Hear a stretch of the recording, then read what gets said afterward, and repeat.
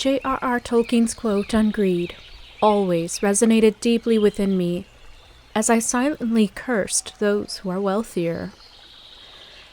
As Tolkien said, if more of us valued food and cheer and song above hoarded gold, it would be a merrier world. Which is very true. We even hear Elrond even say, "Who will you look up to when we've gone? The dwarves? They hide in their mountains, seeking riches. They care nothing for the troubles of others." I used to be angry like Elrond and question our world's greediest souls, hoarding it all. But I ask, where is the end and healing to this predicament and economic division in this world? I tapped into a painful part of myself last night as a soul that experienced low to middle house income.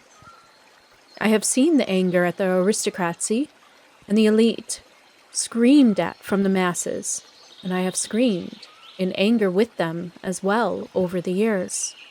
But something happened to me when I tuned my attention into a higher level of love and wisdom within me, and the 1,000-petaled lotus has been slowly unfolding outwards towards the world in service. It is easy to love and feel compassion for all souls, except the very wealthy.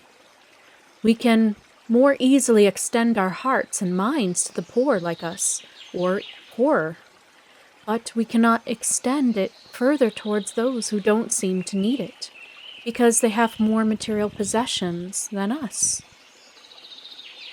We are mistaking material wealth for emotional wealth and spiritual well-being.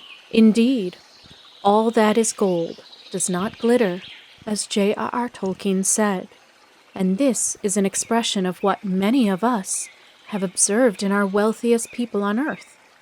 You can never buy true happiness and inner peace, only more material things. But this is not all that glitters, because what glitters for those souls who are born with less is something much different, something much more valuable. It is the joyful moments of remembering the little things in life that money cannot buy you. A sense of well-being, though you may not be sitting in a giant house, you have still found your home, because home is what you make of it, and it is not the size of the house that counts, but it's the energy that dwells within it. I went deeper into the fabric of society and realized that unless you have gone from rags to riches, then you will not have the experience or wisdom of how the poor people live. I used to think that the stingy and selfish were the way they were out of past life experiences. Then I realized more deeply they lack the experience, as they lack the wisdom and empathy on earth. A lot of these extremely wealthy business tycoons just don't know how people survive daily. They are purely ignorant. They are like children first starting out on their soul journeys towards oneness with others. I asked myself, what would the Buddha say about these souls? And I received the information that the Buddha who came from riches would understand them. He once was ignorant too, like them, but he stepped outside of his city walls to learn of the sufferings of others, living on the streets just trying to make it by.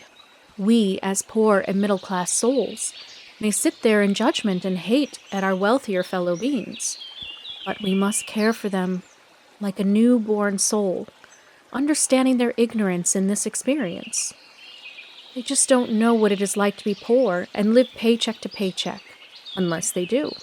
If they did, they would help others more than they do. And we must continue to educate the wealthy class and inspire them to open their hearts and minds. So I release all envy or anger towards the wealthy, for they are like children, as souls that are fragments of the whole, and do not know yet the experiences of others, until they have them themselves. The rich are not punished older souls. They are newer ones, still learning and growing into what we, who have lived with less, have learned. Indeed, we found that glitter that Tolkien was talking about, that does not come from gold at all, but comes from within, and through the glimmers outwardly that we may see in others when we love them, and when we see the love shining out of them. Find the glitter and glimmer in all your fellow beings, even the wealthiest ones, and you will see and understand the true nature of this universe.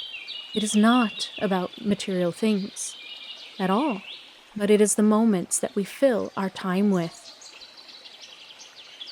I leave you today with another quote, not from Tolkien, but from the Buddha himself in his earthly wisdom on the nature of loving others unconditionally.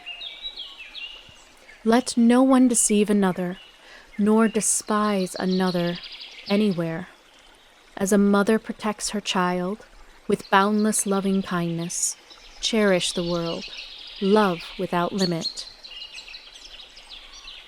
This is how you finally achieve the higher state of having unconditional love for both our poor and our wealthy equally. Today, I wish many of our elites of this world the grace of learning what it is like to live with less, and one day may they join us in co-creating a beautiful world together.